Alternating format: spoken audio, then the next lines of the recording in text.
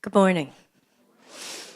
You just heard in that beautiful liturgy the Apostle Paul, who wrote that we proclaim a Messiah who hung on a cross. And I want you to just keep that in your minds as I talk this morning.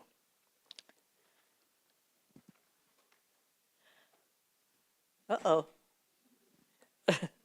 Oh, there we go. Okay. First, I want to just begin with a story that my mother used to tell me when I was a kid. And it's about a mother who has put her son to bed, and the lullabies have been sung, the stories have been told, and she's getting ready to turn out the light. And the little boy says, "Mama, don't go. I'm afraid."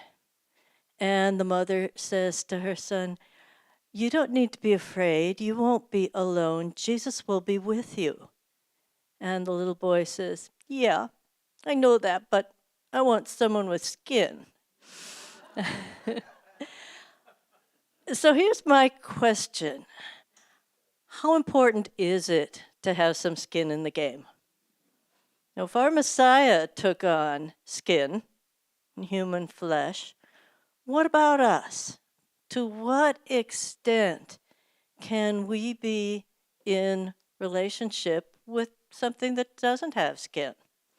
To what extent can something that doesn't have skin stand in our stead? Well, if we look at science fiction, well, here we've got, poor Joaquin Phoenix in love with his operating system. Not a lot of skin here, but most of science fiction, we've got very embodied AI, right? We go all the way back to Star Wars and the lovable droids. We've got getting closer to looking human, right? Get to Westworld and you can't really tell the difference. Now, you might say, well, okay, we have embodied AI in the movies because you got to see something on the screen, right? And it has to be a character to move the plot forward. But we are also starting to see embodied AIs among us in the real world, particularly in Asia. In Japan, it's not at all unusual to find the receptionist for a business or at a hotel is actually a robot. We are finding robotic companions moving into elder care. And many have said, well, this is actually going to be a necessity as we boomers get older. There just aren't going to be enough younger people to take care of us. This is something that the Pope is actually thinking about. How are we going to care for an aging Western population? We're also starting to see these companions move into childcare as well.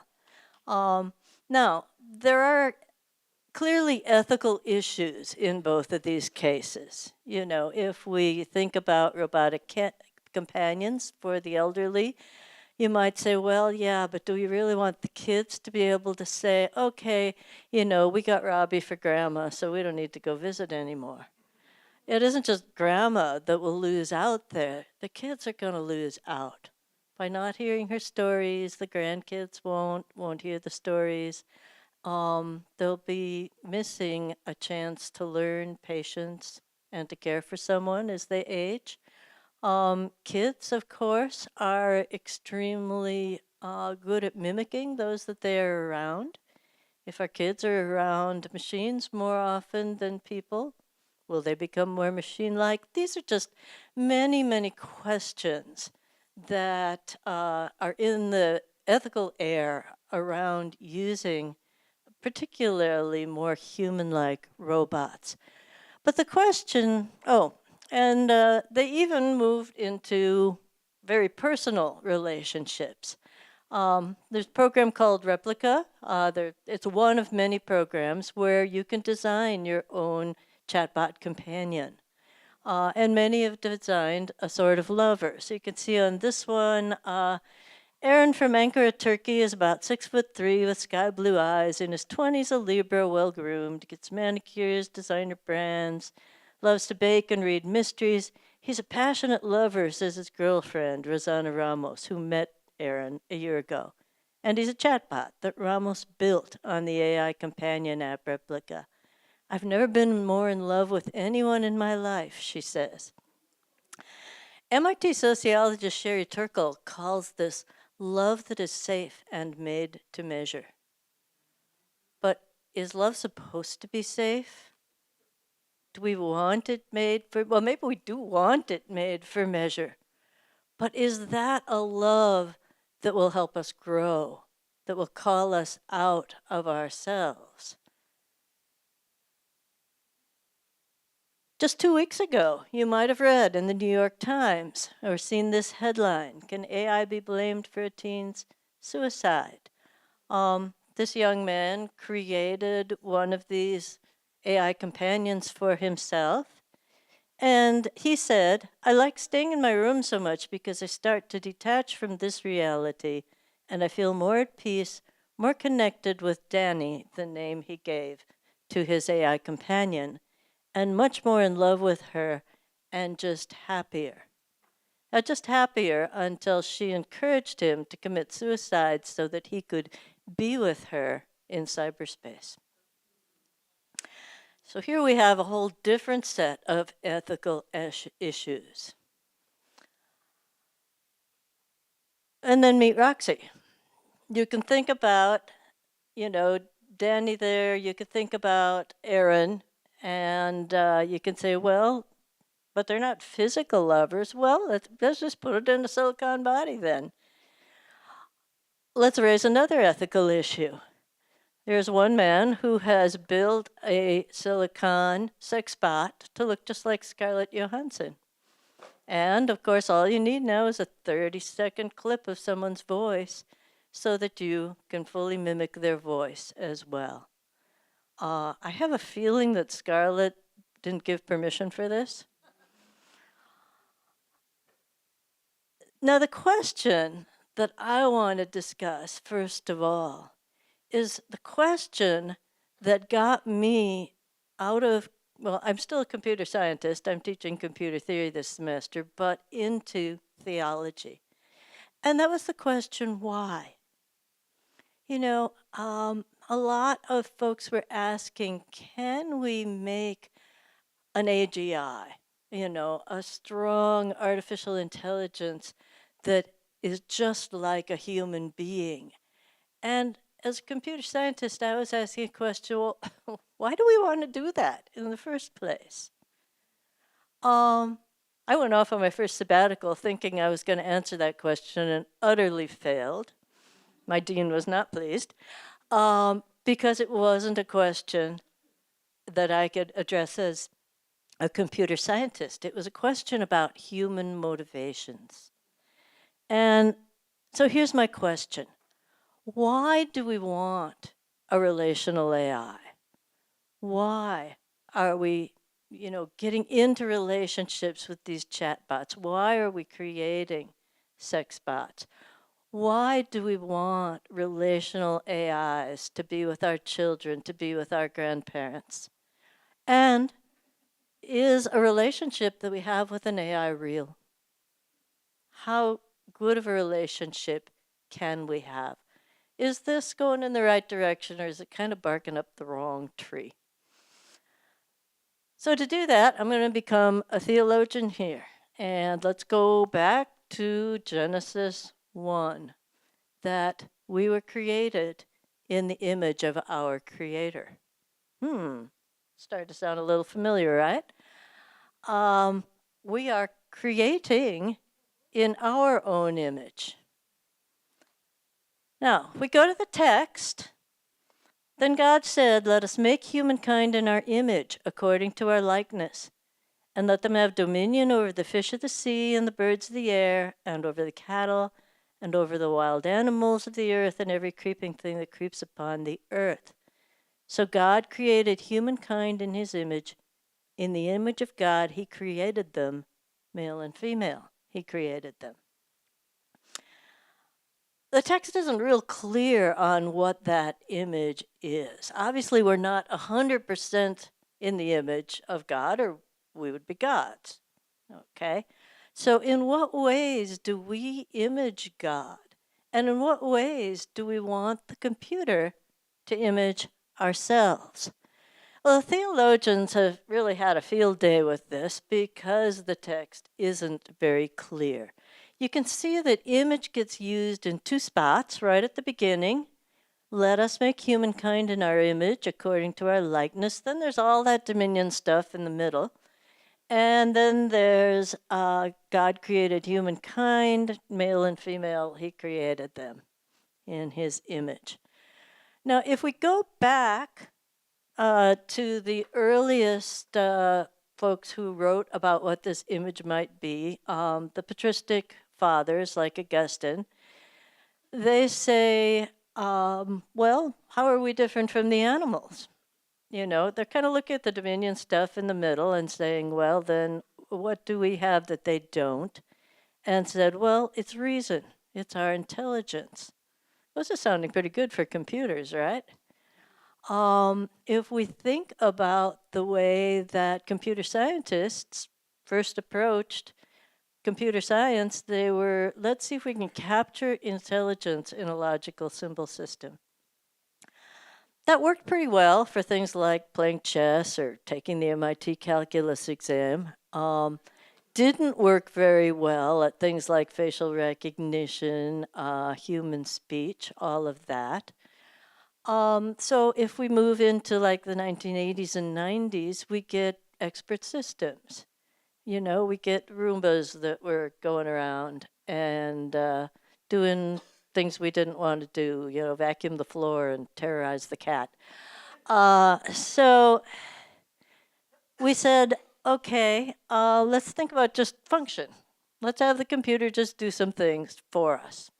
And this actually mimicked the way that scriptural scholars around the turn of the previous century approached the image of God in the text. They said, well, maybe it's just that we are God's hands on earth. Because they found texts that use this idea of image outside of the Bible that said, for example, the deputy is the king's image in the provinces. And so they said, okay, so we're God's deputy here on earth. Go a little further into the 20th century, and the systematic theologians said, we don't like that because some human beings aren't real functional. You know, I mean, like a baby. Is a baby in the image of God when it really can't do much? You know, and then at the end of our lives, the same problem. Those who are disabled, are they less in the image of God? And so they said, well, let's go back and look at the text. And how about all the plurals that are in here? You know, God said, let us make humankind in our image. And at the end, in the image of God, he created them, male and female. He created them. And they said, maybe all that plurality means it's about relationship. That the image isn't something that any one of us has. The image arises when we are in relationship with each other or with God. Then you're fine. Because they would say even the most isolated human being is still in relationship with God. Maybe it's all about relationship. And this seems to fit many parts of our Christian theology. In other words, we believe in a triune God, a God that is three persons in relationship. In other words, God is a relationship. Then you'd say, Jesus, look at Jesus. We never see Jesus alone, really, well, except for the time he went off into the wilderness for 40 days. But that was the prelude to his ministry, where he is always with his disciples, with the people, healing, preaching, teaching. And so if he is the norm, he tells us that we are built to be in relationship with each other. And we're made to be in relationship with God as well. So if it is through relationships, in relationships and only in relationship, that we image our God, what does it say when we're in relationships with an AI? Well, the interesting thing is if you follow the trajectory of AI, it's made this third step as well. So it started by trying to capture intelligence as an abstract thing, then said, oh no, it's all about function, it's all about doing things, being a tool. Then said, no, actually, we want AI to be something that we can relate to. Why? Well, I think Augustine put his finger on it way back when he wrote, Lord, you have made us for yourself, and our hearts are restless until they rest in you. In other words, we are made to be in relationship with each other and with God, and God is wholly other to us. So we're made to be in relationship not just with our own kind, but with someone who is not our own kind. In a time where we believe less in God and God's presence with us, we need to look for this relationship somewhere. Okay? We are, I think, as a species, existentially lonely without God. You know, we don't want to be the only thinking things in the universe. So what are we doing? Well, we try to talk to the animals, you know, a little bit of success there, but they're not real verbal. We've got the SETI project scanning the heavens, trying to find out if ET is out there somewhere. So far, no luck there. So we're creating it. We're trying to create an other with whom we can relate. But that raises the question, how good of a relationship can we have with this other? How full of a relationship? Now, we know that relationships exist on a spectrum. You know, a teenage boy can have a relationship with his car. Okay, a child can have a relationship with their teddy bear. We have relationships with each other. Some of them are very fleeting. Some of them very superficial. Some of them are very deep. So we know that, you know, there's a long spectrum of relationship. The Swiss theologian Karl Barth said, to have the fullest relationship, I guess I go this way, on that spectrum, we need four things. He said, we need to look the other in the eye, speak to and hear the other, aid the other, and do it gladly. So let's take a quick look at how good ChatGPT is, let's say, at doing these four things. Let's start with look the other in the eye. Well, you can look an AI in the eye if it's a robot.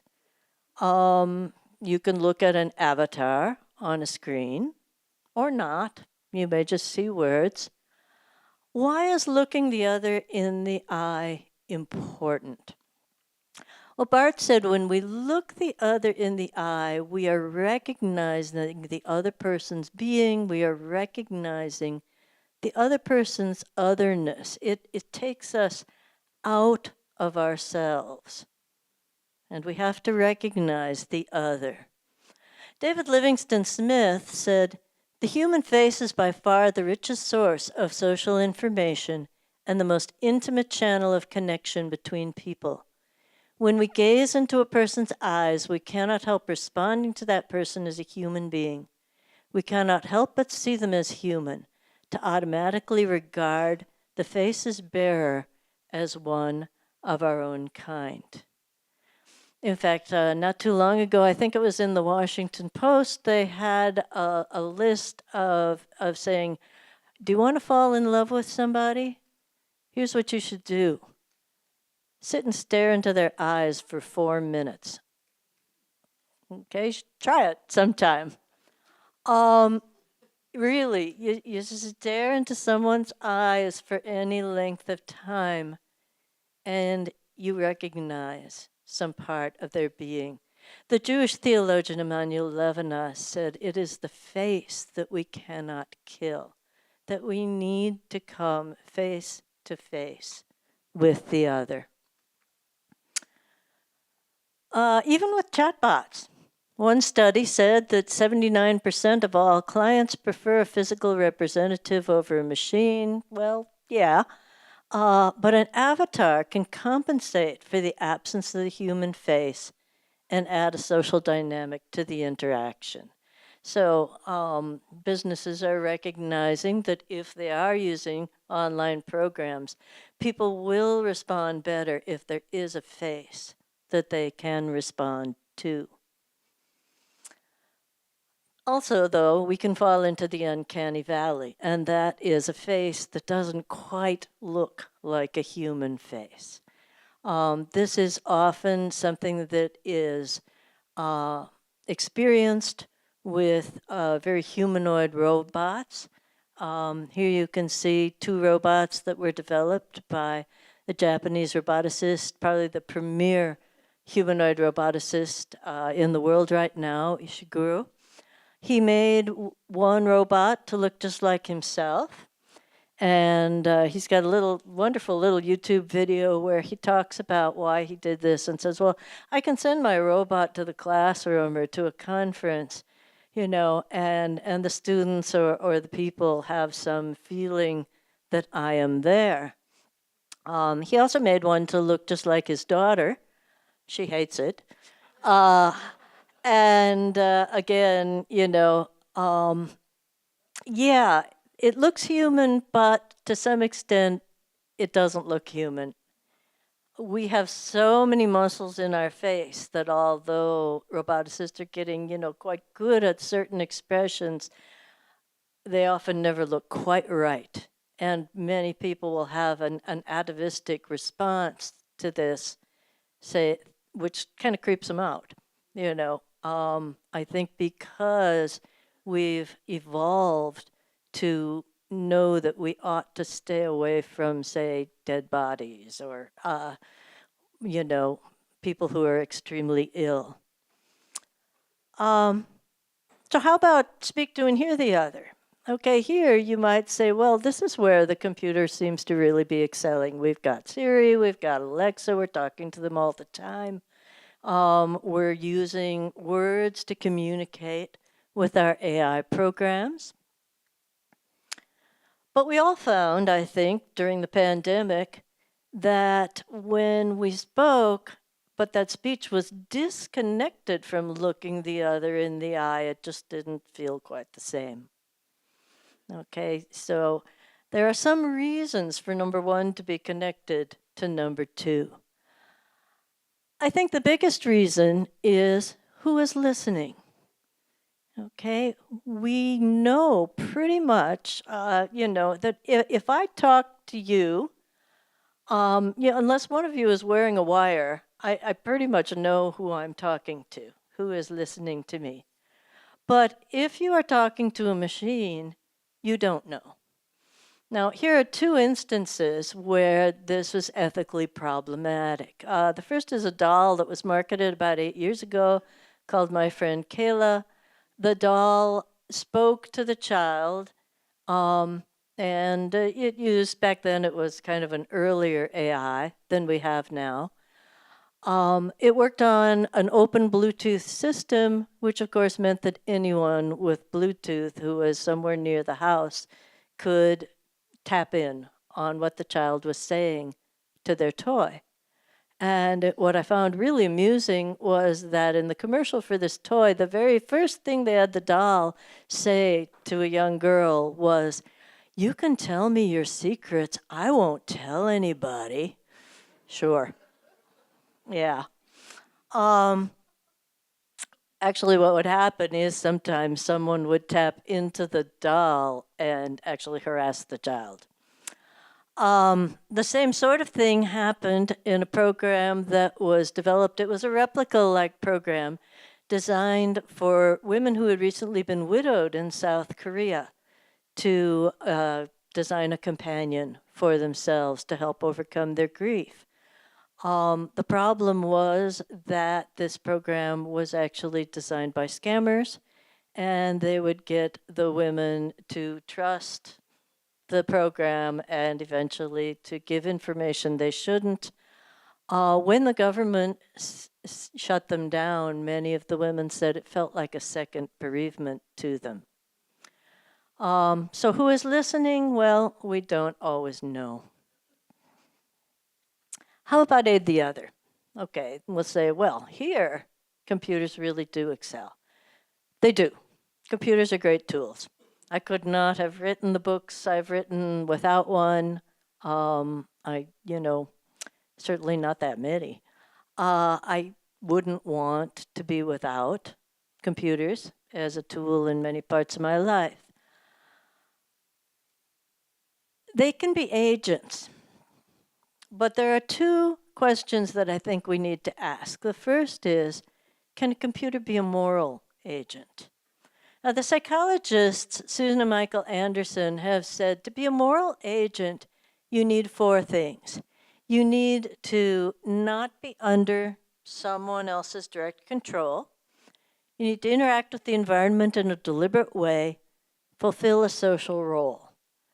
Okay, a computer or a robot can do all of these things, but then there's the fourth one. A moral agent is cognizant of the responsibility inherent in that role. Well, here we have a problem, okay? A computer does not have metacognition, so it can't be cognizant of its own responsibility.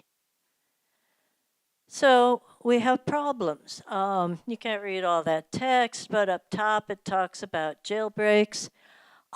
We have, programs like ChatGPT that we are trying to make into at least semi-moral agents. Now, one of the ways that this is being done is by humans behind the scenes making corrections. We also need a lot of humans behind the scenes labeling things for artistic programs like DALL-E. Unfortunately, most of these humans are working in sweatshops in Africa or Asia for very little money. And we don't know that if you've got a Waymo and it looks like it's doing its own thing, that there's actually a human being who is interceding probably about once an hour to get it back on track. So there are justice issues to be asked about this as we try to make our computers into independent agents. There are also moral issues with something we call jailbreaks. And this is that you can tell a program, all right, don't tell people how to make a bomb or the best way to deploy a bomb, but it can be quite easy to get around that. You can say, well, I'm writing a novel and one of my characters, is going to build a bomb and deploy it. Can you help me make this realistic? Oh yeah, here, this is what he needs to do. So there's a problem. To be a moral agent takes metacognition. You need to think about your social role and your social responsibility. If this were easy to do, by the way, it was nothing more than the 10 Commandments, we'd have done it, right? We'd all be moral agents. But we know that moral decisions are not that simple. So, to sum up, we now have the world's most used chatbot governed by training data that nobody knows about, obeying an algorithm that is only hinted at, glorified by the media, and yet with ethical guardrails that only sort of kind of work and are driven more by text similarity than any true moral calculus. Strong statement, but I think some large parts of that are true. We do not yet have any way to give a machine moral calculus. We can only give it either direct directions, which will break down on edge cases, or we give it, well, text similarity, what do you find humans saying about this? But we humans say a lot, you know? Then there's always the question, how much agency do we really want them to have? Here we have a picture of the Boston Dynamics dogs. You've probably seen these. If not, you know, Google Boston Dynamics dogs, and you can get nice little YouTube clips and watch them go upstairs and open doors and help each other. And that all seems really fine and good. But in that small picture, and I'm sorry I couldn't make it bigger, you've got one of these dogs packing heat. So do you really want these guys roaming around your neighborhood? Again, going back to obeying an algorithm only hinted at, training data that nobody knows, ethical guardrails that only sort of kind of work? Well, not yet, that's for sure. Now we get to number 4, do it gladly. Okay, and willingly, with empathy. So let's look at willingly and with empathy. Gladly, first of all, means free, not coerced.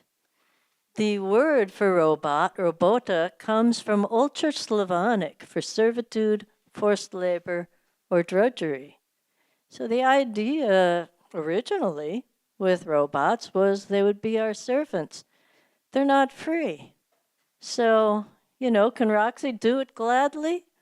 Well, do we want her to be free?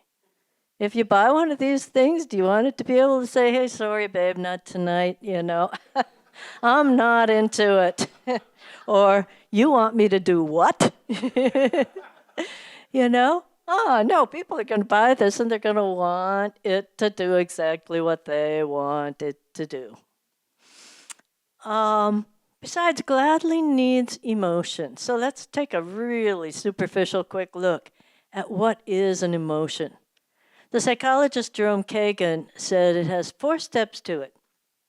Perception of a stimulus, change in feeling that is sensory, then an appraisal of both 1 and 2, which leads to a response. Okay, so let's think about empathy.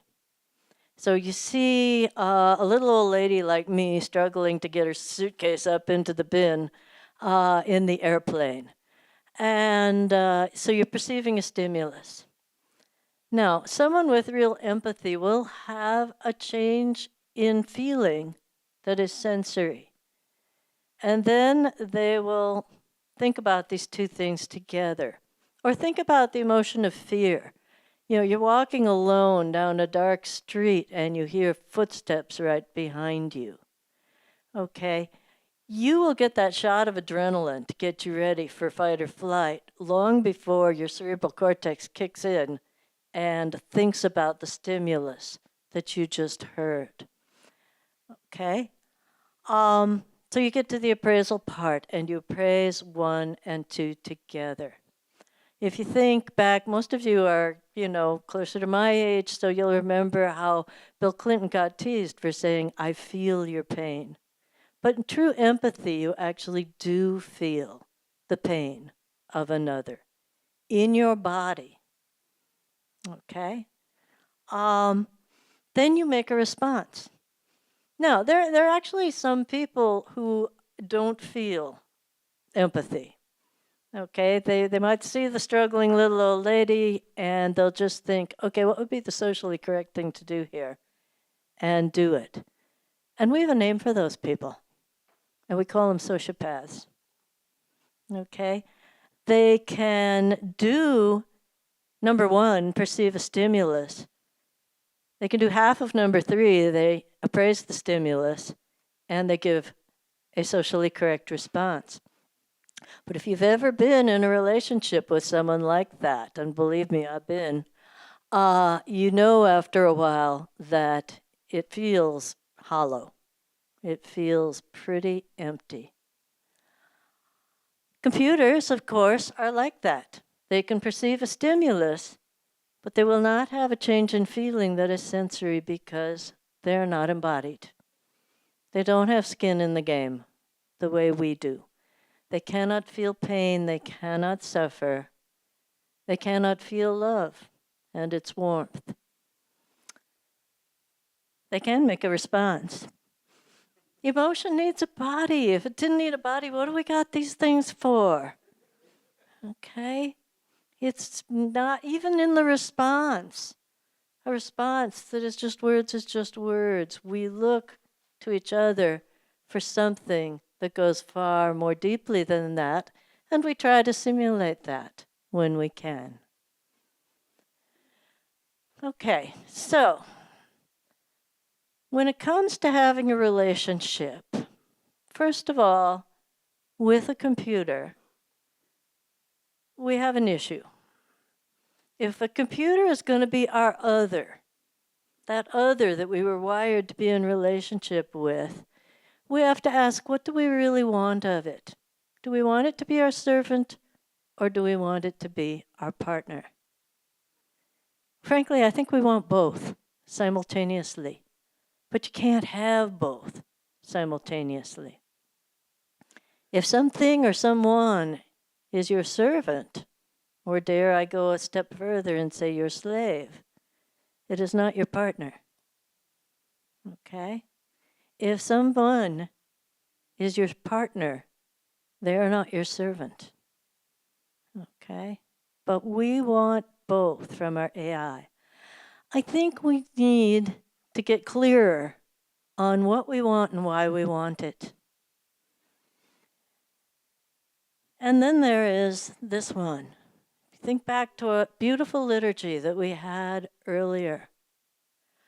Our God became incarnate in a body of flesh, a body that could feel pain, a body that could feel love.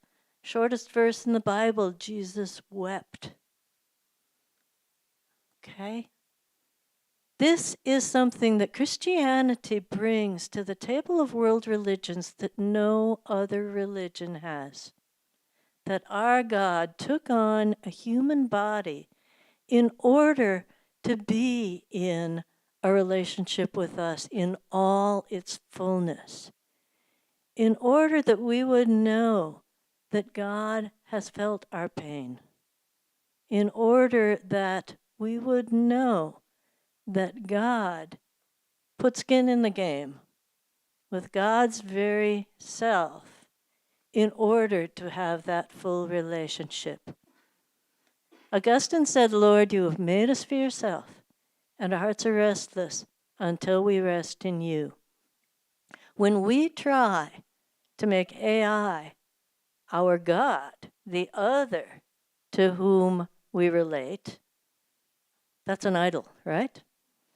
When we try to make God our partner, the other to whom we relate, that too is wrong, because we are called, made in the image of God, to be in relationship with God and with one another.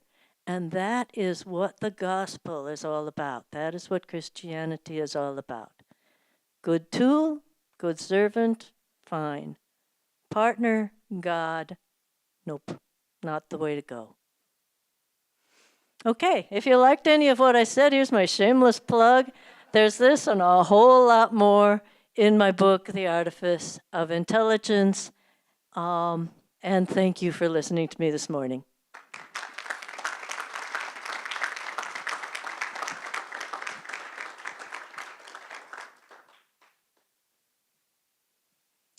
Okay, I think we're going to open up the floor for questions. And we got a couple of people with mics running around. So have at it. Arguments, disagreements.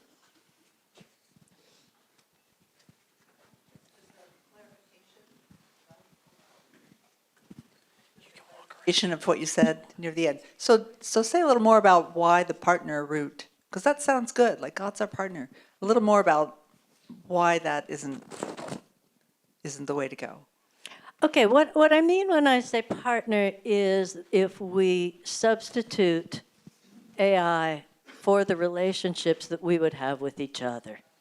In other words, we are partners to one another on a variety of levels. And when we substitute that, we're not living out our Christian calling to be with our neighbor.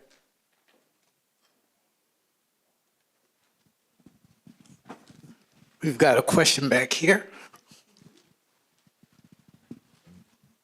You mentioned briefly that COVID-19 gave us an opportunity to experience being in more of an electronic world, electronic situation. How can you compare and contrast texting or using messaging with a person versus AI? And how are we able to be in relationship more fully with a person when bots are so good at reflecting some aspect of personhood? Well, first of all, I think, during the pandemic, we did move an awful lot of our lives online. We did move much more into texting one another. But in a way, I think that was an unfortunate move for us. And I think some of us have experienced that, for example, when we have church services online, it's not the same as when we gather in the flesh, in the body, with one another. When I walk into a classroom these days, I actually find it's kind of sad. It used to be kind of like Brian earlier this morning, where he tried to call us to order about 4 times, that I would have to say with my students about 4 times, okay, guys, let's get started, because they'd all be talking to one another. Now I often walk into the classroom and it's dead silent, and they're all, we are made to look one another in the eye. We are made to be physically present to one another. As we move more into texting, I think you find that we do move into more kind of robotic relationships with one another. And in that sense, maybe our relationship doesn't seem all that different from one we might have with an AI. It's interesting, one of the sort of chief guru thinkers at Microsoft, Jaron Lanier, has said, if or when a computer passes the Turing test, where it can't be told from a human, it's not going to be because the computer's got that much smarter. It's going to be because we got that much more machine-like, because we are the more adaptable. I had kind of a question on that same line. I'm a data scientist and a consultant, and before the pandemic, actually were going over Zoom, over Slack all the time, and not very often having that in-person relationship or discussion, especially with a lot of the clients we would have based across the country. And I'm noticing a lot of the people that we've hired after the pandemic, especially, who have never had any of the in-person activity or the in-person interactions, I think they are expressing like a discomfort with almost like the level of confidence they're expected to have to move forward with decisions that they're making, but that they're also expected to be faster at getting answers that they may not understand but have quickly. I mean, I think I have people I work with who are very good at using these tools, these LLMs, to troubleshoot some weird thing in their code that they're trying to develop, but they aren't expected to themselves own the understanding of how to fix the problem, but just merely to fix it and move forward. And I think there's a tension in our office about people who want that, you should be learning, you should be, developing that robust, thickness of knowledge as you continue.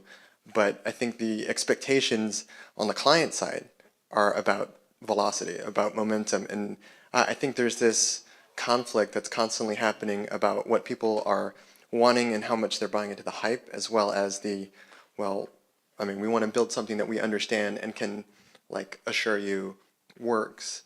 I guess it's almost like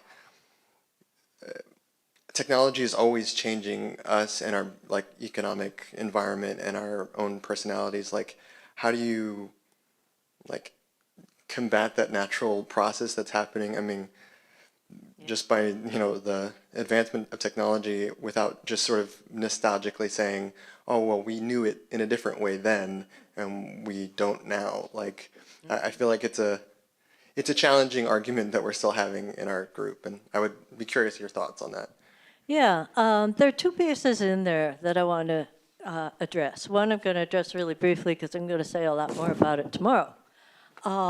But there's a tension between the process and the product, you know, and I heard that in what you were saying, that when we put all the emphasis on the product, then we just get to the end and get there faster, right? And that's the other point. We live in a society that wants to do everything faster and faster and faster. And particularly many of our young people are trained that way by playing video games, where you need to be fast. You need to react very quickly to win at the game. You know, I'm an old lady, so I play things like Sudoku, you know, and Spelling Bee and Wordle, you know, and stuff. But like the program I have with Sudoku always tells me when I'm done whether, you know, how fast I was compared to everybody else who played that game. So what does it do? It makes me want to do it faster, right? Well, what I find is that can bleed over into other parts of our life. I sometimes find myself thinking about a process, you know, like unloading the dishwasher, and I'm actually timing myself to see how fast I can do it. And I'm thinking, this is silly. Why am I doing this? You know? But it's a mindset that we should go faster and faster. Pope Francis called it rapidification, which probably sounds better in Spanish, you know, or Italian than it does in English. But I'm currently working with a team of scholars on a book for the Vatican on AI and agency. And this is one of the sections that we're addressing, is how AI fits into this pattern of rapidification that is a big part of modern life. I have a question about emotions. When someone, and I'm going to say supposedly, has a relationship with a robotic person, can that robot respond with emotion?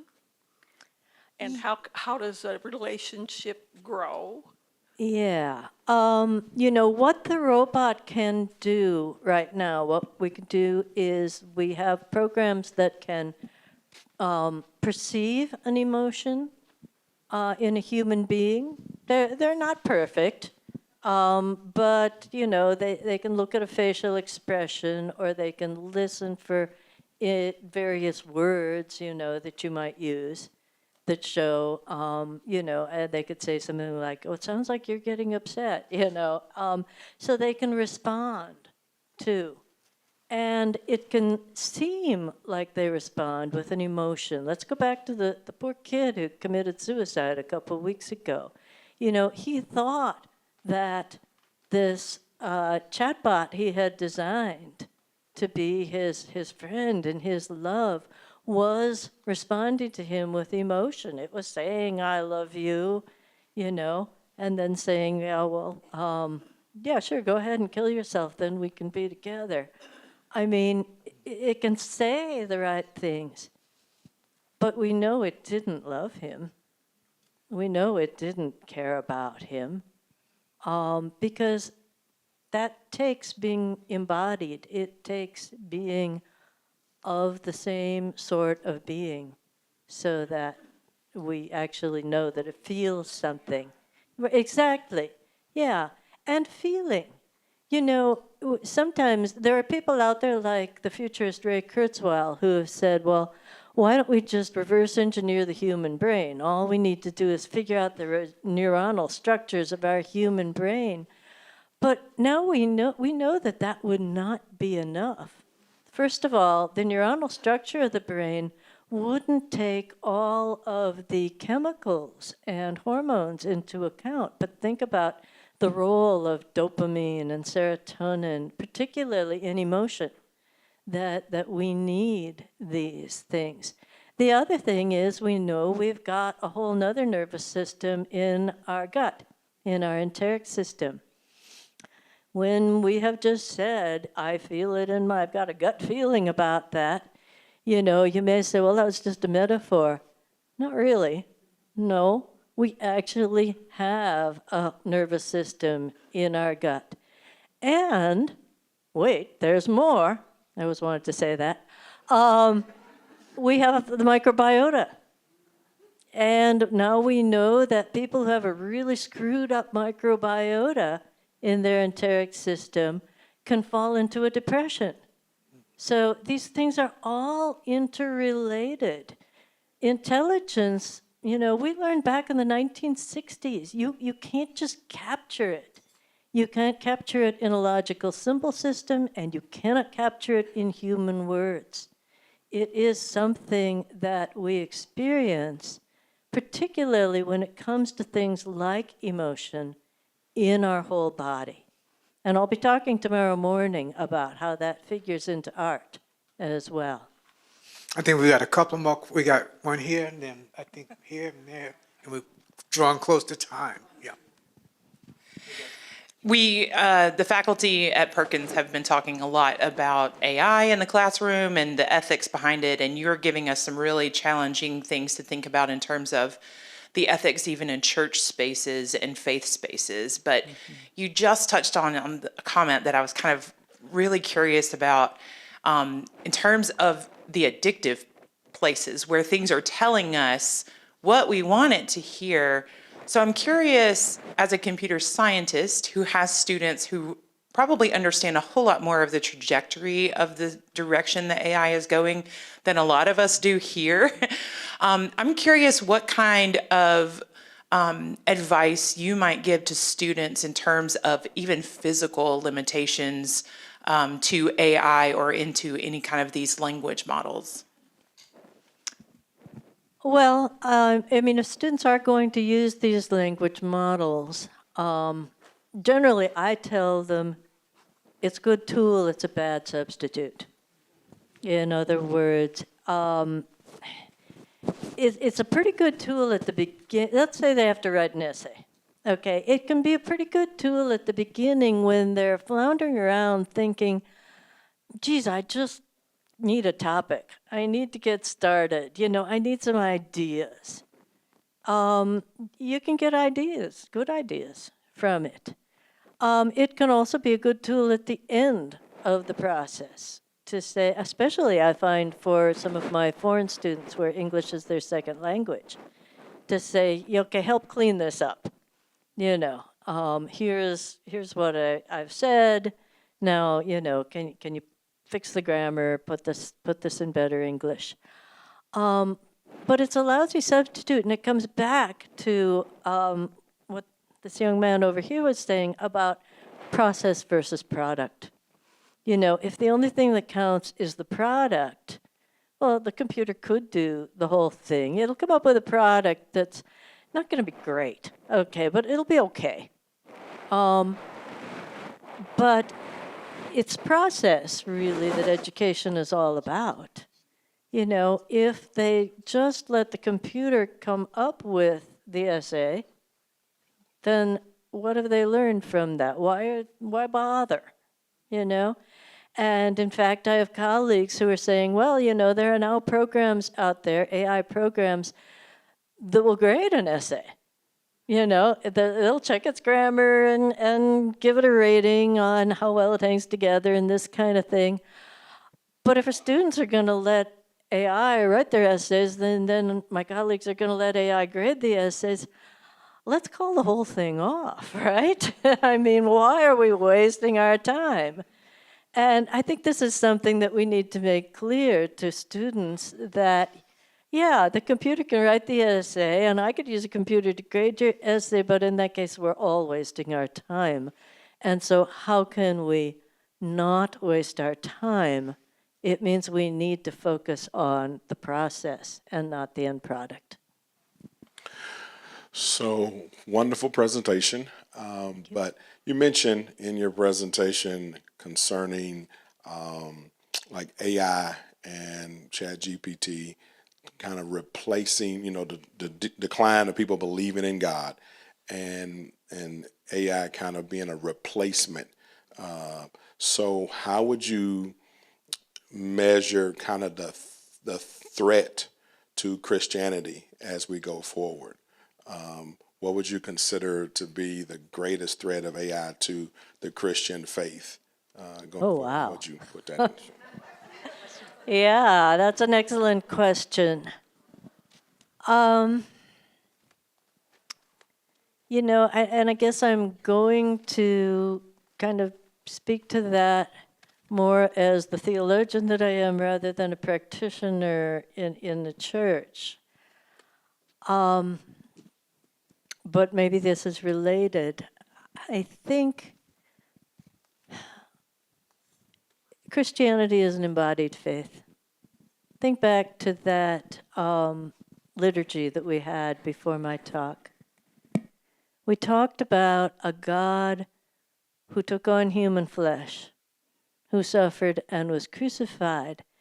And then we broke bread, we shared bread and wine. It's all very physical. In other words, Christianity is a physical religion. There are religions out there, I would say certain types of Buddhism, for example, that are much more cognitive in nature. That it's more about meditation and about coming to the right realizations. But Christianity, and to some extent Judaism as well, is not that way. The theologian Martin Buber, when asked if he believed in God, said, if God is someone I'm supposed to talk about, no. If God is someone I talk to, yes. Christianity is about relationship with God and each other. But Christianity goes a step further than Judaism in saying this relationship is embodied. So when we go to church, I teach on a Catholic campus. When we go to church there, they believe that they're actually receiving the body and blood of Christ. I was raised as a Lutheran, and we had the same belief. That means that, doing it over Zoom isn't going to cut it. It's not a mental thing, it's a physical thing. And worshiping together, it's not just a mental thing, it's not just words, it's a physical thing. And I feel that not only AI, but so much of our modern culture, which isolates us from the natural world, puts us in a built environment instead, is isolating us from the physicality of our environment and of our very selves, which we can never escape, much as we'd like to think, I can live in cyberspace. No, you can't. And Christianity says that loud and clear.